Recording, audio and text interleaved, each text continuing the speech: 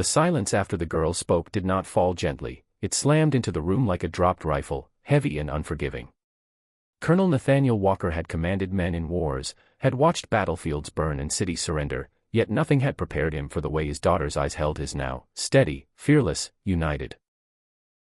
The fire crackled in the stone hearth of the frontier lodge, shadows dancing across the walls like ghosts of choices already made, and for the first time in years, Nathaniel felt the ground beneath him shift.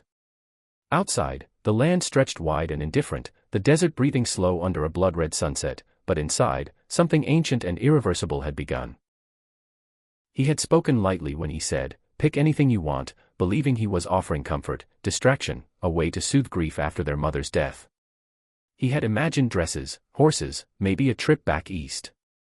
He had not imagined her. The Apache woman stood near the doorway, posture straight, hands calm at her sides, as if she had expected this moment long before any of them.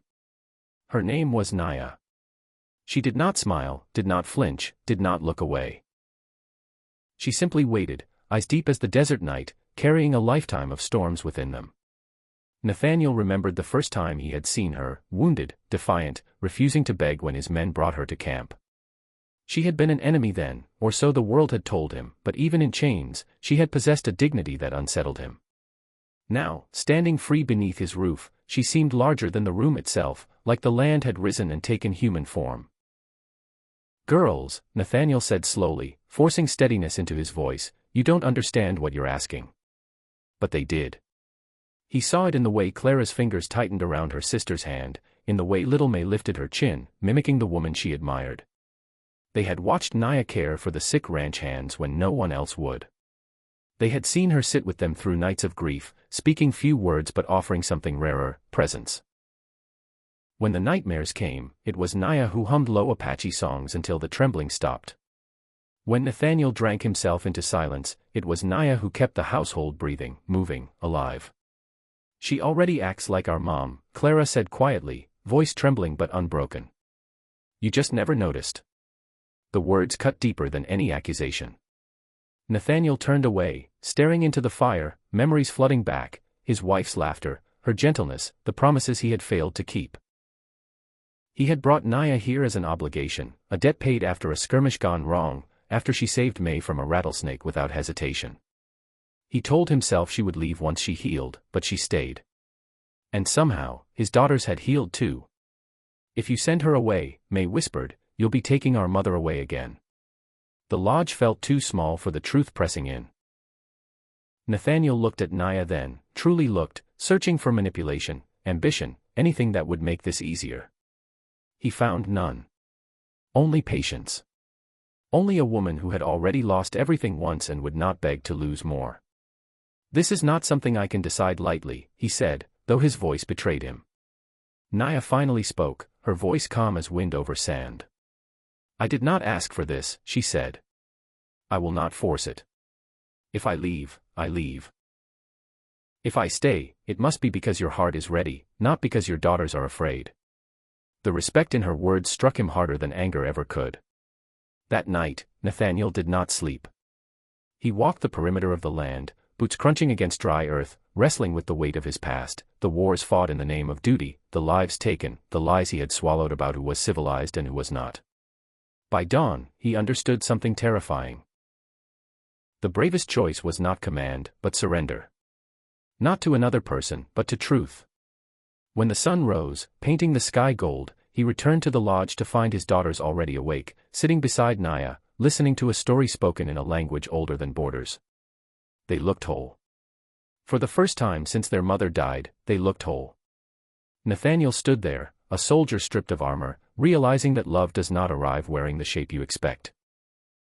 Sometimes it comes scarred, silent, and strong enough to hold everyone else together while you fall apart.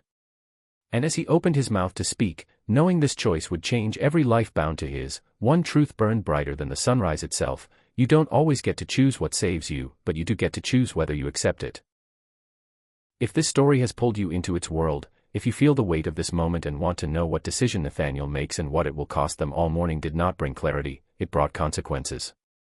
Nathaniel stood at the head of the table as the sun climbed higher, its light spilling through the narrow windows of the lodge, illuminating faces that waited for him to speak.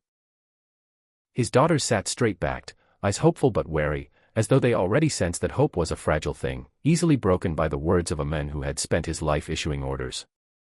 Naya stood apart, near the door, as she always did when decisions were being made, her presence quiet yet unmistakable, like a mountain that does not move simply because men argue around it. Nathaniel cleared his throat, feeling the weight of generations pressing on his chest. His father's voice, his commander's commands, the unspoken rule that a man like him did not bend, did not blur lines drawn by blood and war.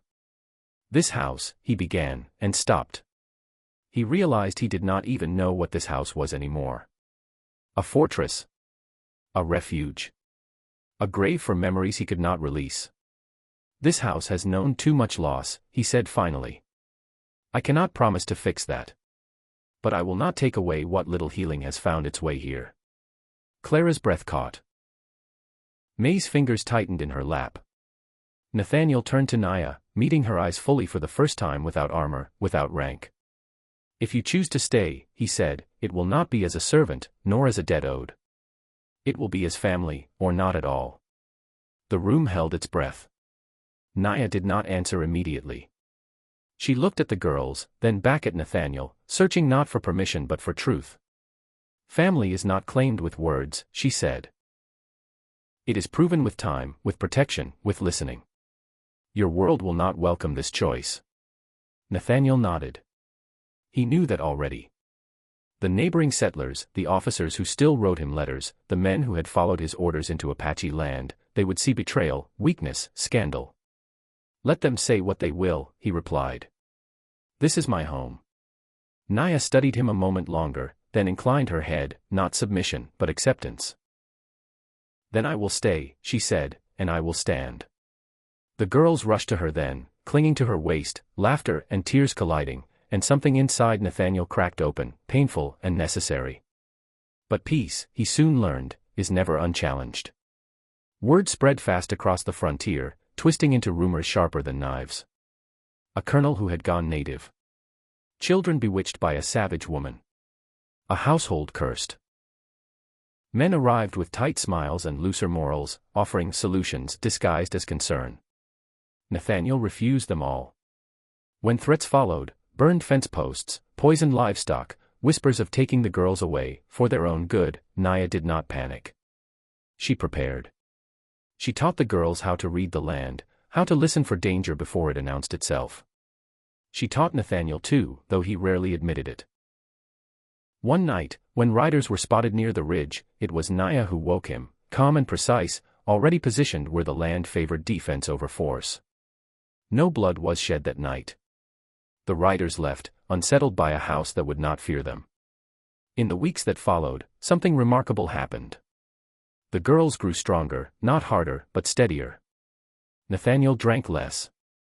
He listened more. And Naya, once a prisoner of circumstance, became the quiet heart of the home, holding together what violence had tried to tear apart. Yet the greatest test came when a delegation arrived, official, lawful, carrying papers that claimed authority over Nathaniel's daughters. They need proper upbringing, the leadman said, eyes flicking to Naya with thinly veiled contempt. Among their own kind. The old Nathaniel might have shouted. Might have threatened. Instead, he did something braver. He stepped aside and let the girls speak. Clara stood tall. She is our kind, she said. May followed, voice small but fierce. She chose us. The men scoffed, but something in the certainty of those words unsettled them. Naya knelt then, meeting the girls at eye level.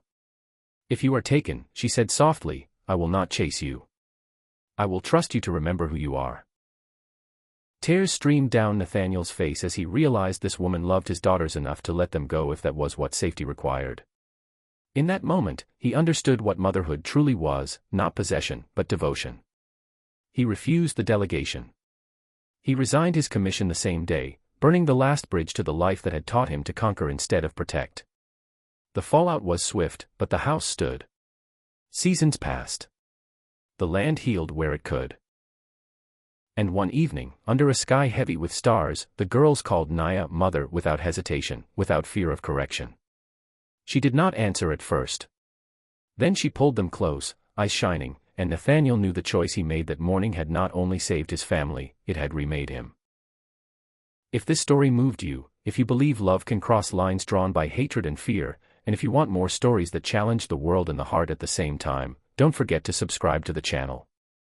Your support keeps stories like this alive, and the next one may change the way you see everything.